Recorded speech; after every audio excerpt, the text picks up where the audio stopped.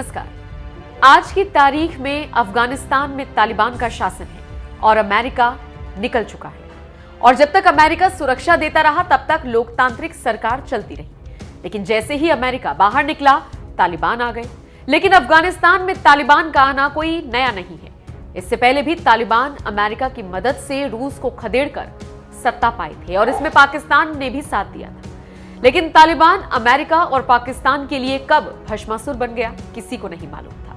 जिस सपोले तालिबान को अमेरिका और पाकिस्तान मदद देकर पाल रहे थे, उसी ने अमेरिका को इतना बड़ा जख्म दिया कि अमेरिका सदियों तक नहीं भूल पाएगा। उसी तालिबान ने वर्ल्ड ट्रेड सेंटर को उड़ा दिया।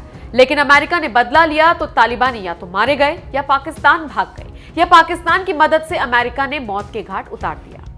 लेकिन आखिरकार अमेरिका को अफगानिस्तान से जाना पड़ा और अब अफगानिस्तान में दूसरी बार तालिबानियों का शासन है। लेकिन हम बात तालिबानियों की क्रूरता की कहानी के पहले दौर की बताएंगे, जब ये सत्ता में आए।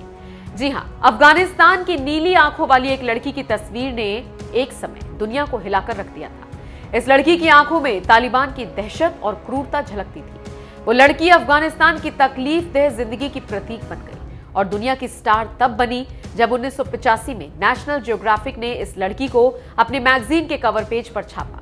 इनका नाम था शरबत गुला। तालिबान के सत्ता में आने के बाद शरबत ने देश छोड़ दिया। कई सालों तक वो पाकिस्तान के शरणार्थी शिविर में रही। अब वो इटली में रह रही है। शरबत गुला का जब फोटो पॉपुलर हुआ तब वो महज 12 साल की थी। जब पाकिस्तान के शरणार्थी शिविर में एक फोटोग्राफर ने उनकी तस्वीर खींच ली थी। फिर क्या था, जब दुनिया ने नीली आंखों वाली लड़की को देखा तो दंग रह गई और उसकी आंखों को देखकर आंखें फटी की फटी रह गई और शरबत गुला रातों रात स्टार बन गई। लेकिन यही पहचान जी का जंजाल बना। जब वो मशहूर हुई तभी 2016 में शरबत को पाकिस्तान में गिरफ्तार कर लिया गया। उन पर फर्जी पहचान पत्र के साथ देश में रहने का आरोप लगा और वापस युद्धग्रस्त देश अफगानिस्तान भेज दिया गया। तब से वो वहीं रह रही थी। लेकिन जब तालिबान ने देश पर एक बार फिर कब्जा किया तो शरबत ने भी एक बार फिर अफगानिस्तान छोड़ दिया। शरबत गुला के पति की मौत हो गई और वो 4 बच्चों की मां है। इस साल अगस्त में विदेशी सैनिकों के अफगानिस्तान छोड़कर जाने के बाद उन्होंने भी परिवार समेत देश को छोड़ दिया और अब वो इटली में रह रही है। इटली की सरकार ने गुरुवार को कहा कि शरबत गुला को पश्चिमी देशों के निकासी अभियान के तहत यहां पर लाया गया है। प्रधानमंत्री मारियो द्रागी के कार्यालय ने कहा कि शरबत ने इटली में शरण पाने की अपील की थी, इसलिए इटली की सरकार ने उन्हें देश में रहने की सुविधाएं और अन्य चीजें दी है। साथ ही उन्हें इटली के समाज में रहने का तरीका भी सिखा रही है। यहाँ पर एक बात बताते चलें कि शरबत गुला की वो तस्वीर जो काफी मशहूर हुई थी, उसे पत्रकार स्टीव मकरी ने लिया था।